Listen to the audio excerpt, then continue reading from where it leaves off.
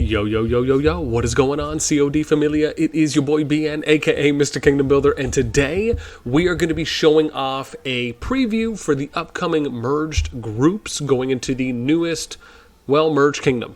And this is going to be what we can only assume will be SS1-4, and you can see here, this is going to be happening in about 3 days, a little more than that, between 6 kingdoms, 11, 12, 13, 14, 15, and 16, right? So you can see that here.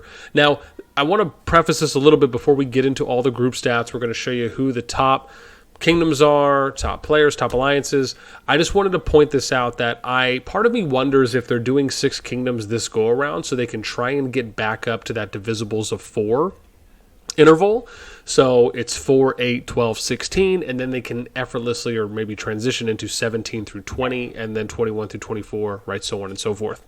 So just wanted to point that out. Now let's go ahead and get into the meat of it all, which is going to be showing you all the good stuff that we did for our data gathering. Okay, so here we go. I actually have a new category as well, which I'm calling bubble boards. This is pretty cool. I actually can't wait to show you guys this off. I'm going to start including this as a regular routine thing.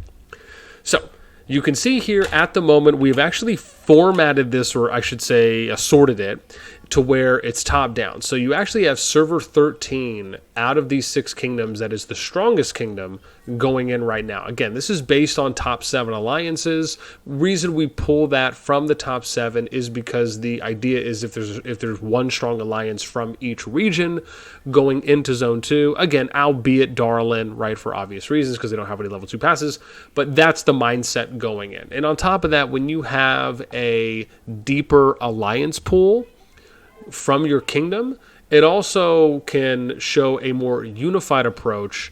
And especially when you get to things like power, trying to do power balancing, obviously, if there's anything there along those lines, and or if not, depending on how the kingdom's being done. But the more stronger alliances or strong and active alliances you have, right, in turn, right, the overall strength of your kingdom is greater. So here we go with Kingdom 13, right? They're at 4.4 billion power. On the lower end, you have Kingdom 16 at 3.1 billion. If you look at the number 1 alliances, they're ranging between 1.28 or 1.29 up to 1.8 billion. You can see the range. The range here is the difference between the first or the strongest alliance and the number 7 alliance, right? So it effectively kind of calculates your power balance or your power differential between 1 and 7. And you can see this ranges from a little over a billion, 1.1, up to about, 1.66, almost 1.7 bill. So again, is interesting. We got 13, 14, 12, 15, 11, and 16, right, going top down. Now let's take a look at alliances. Alliances are... I actually decided to go deeper on the pool. I was just doing it off of average. I know last time I said I was only going to be calculating alliances that had 500k power or more, but again, you caught me in rhythm. So I was in the zone and just cranking out data input.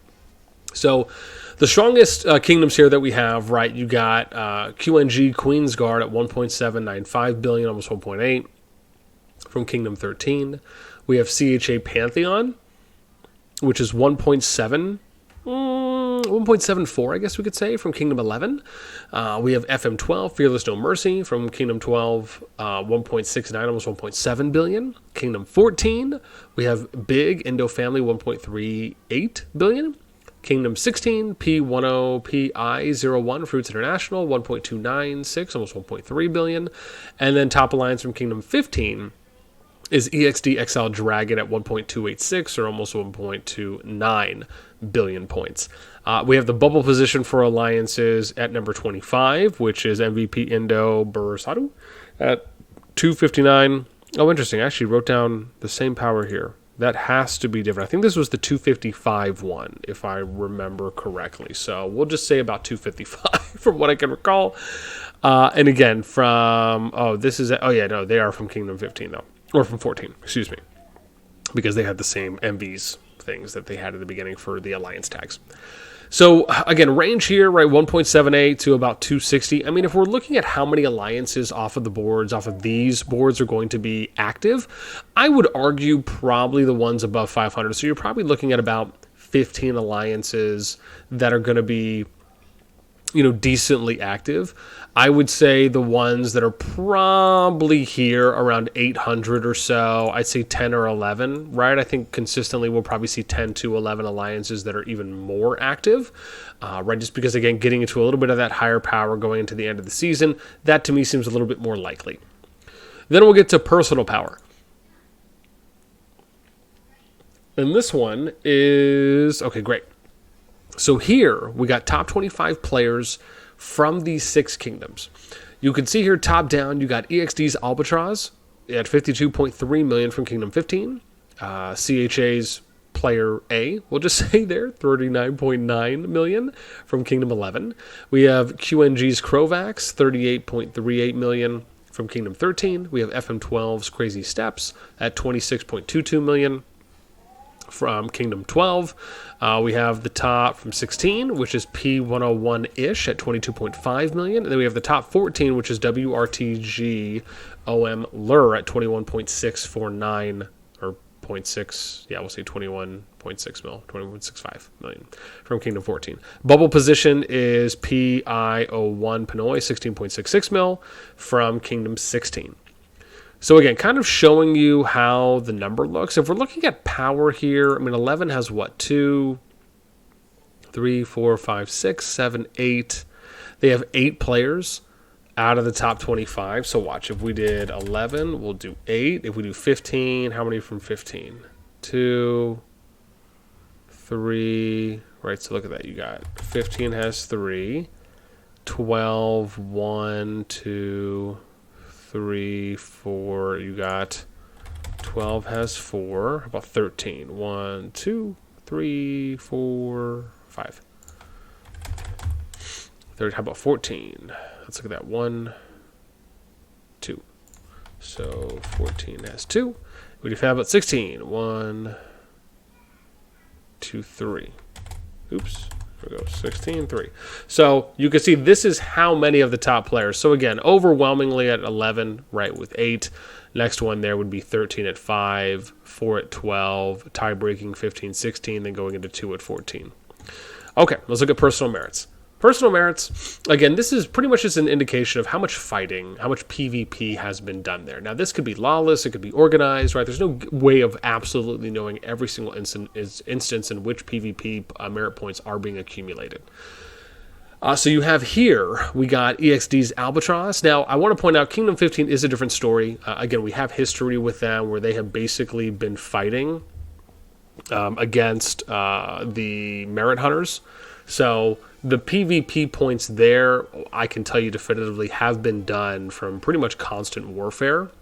And so we can see here, number 1, with Albatross 11.175 million points. I mean, again, good numbers. Sendaku at 6.8. I wonder if this is like a Chronicles of Riddick type playing off of.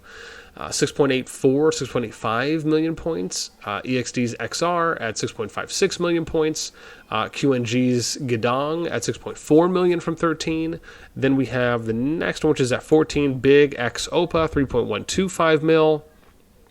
And that's it, actually. So the majority of the people here are actually from 15 and 13. You got 1 from 14, no one from 11, no one from 12, and no one from 16, right, when it comes to the top 25 on personal merits. So just interesting.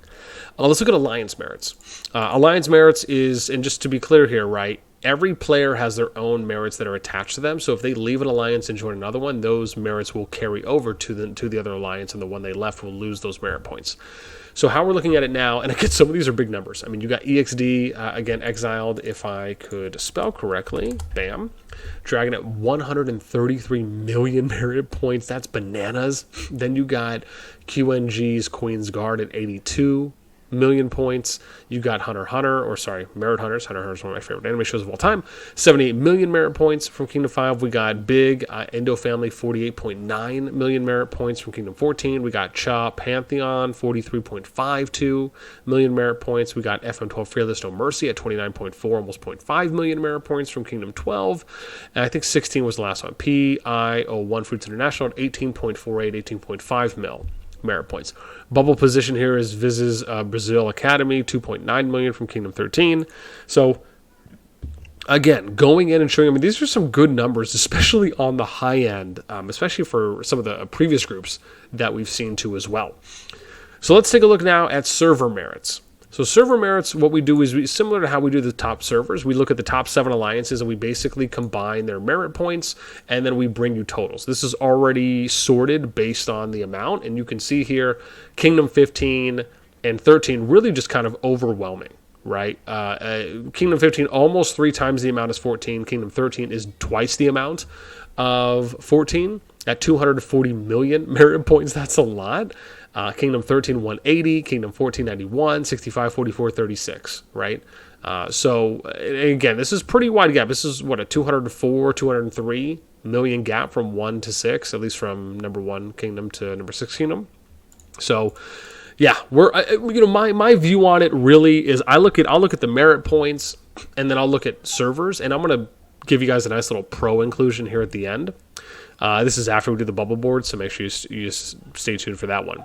So bubble boards is the new one I came up with, and basically you've heard me refer to this like the bubble position on leaderboards, which is essentially the number 200 or the lowest ranked player that we can visually see. In this case, it is the number 200 person in these 4 categories. And I thought this was an interesting thing to look at, and it gave me a little bit of insight that connected to other boards that we were factoring on, and so it's something that I wanted to cover. So if you're looking at this, you have the number 200 power player at bubble is 6.24 million from Kingdom 11. You have, again, 6.7. So, again, the highest bubble position player is Kingdom 13 at 7.5 million points. And then the next one is from Kingdom 12, right? That means that they're at that threshold or higher. The lowest one is from Kingdom 16 at 5.88, almost 5.9 million. And again, it is interesting. Then you look at personal merits and you can see Kingdom 16 at 58,153 points. And then the highest is Kingdom 15 at 316,119 points. And this, again, it makes sense when you look at how strong 13 and 15 were with the merit points. This data complements what we saw from server merits and even alliance merits. Then you look at the RSS gathered. This was actually pretty interesting to me. So even though Kingdom 13 wasn't the strongest, they were the second in server merit points, they had the most amount of RSS gathered for their number 200 player at 564,500,000 gathered, right? And then Kingdom 15 came in pretty much at number 5 here at 419. So interesting how Kingdom 13 has a lot of PvP, but they have the most amount of RSS gathered, at least when it comes to their bubble position person at number 200. So I just thought that was really interesting how some of the data reflected that on, does that mean that Kingdom 13 had more organized PvP, right? Because the thing is, if you're gathering a lot, the indication is that you must not be in a kind of full war state, right? In the hopeful terms. Doesn't mean that's always the case, but the hope is that if you have a lot of RSS gathered and you're fighting a lot, that maybe you're doing it in an organized way where it's not stifling the overall amount of RSS that you can gather, right, each day collectively as a kingdom. And that benefits to being able to have a higher bubble player in this position.